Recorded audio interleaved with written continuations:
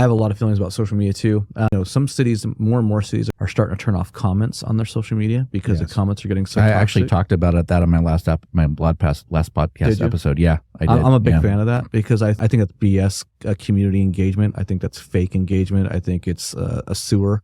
And I say that as someone who used to be a social media bomb thrower myself, which again, to put myself out being very intellectually honest here, I have a lot of feelings of hypocrisy or like, what did I do? Or I've made a penance or what have you, because I know how to stir up the masses on social media.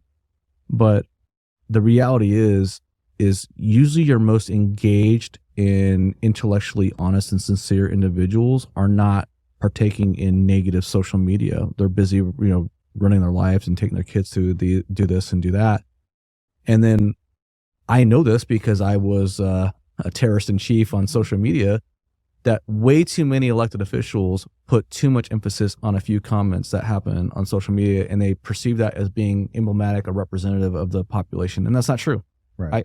You and I know this firsthand from being in the game, right? It's very easy to spin up some people and put on tilt.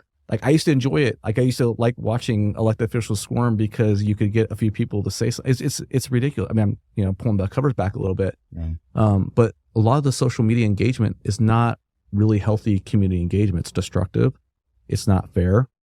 And so I think cities should take a more aggressive approach when it comes to modulating that interaction, because there's plenty of healthy ways for the community to engage with their local government, whether it's at a city council meeting, other types of public meetings, through emails, through other, on-site visits, that kind of stuff.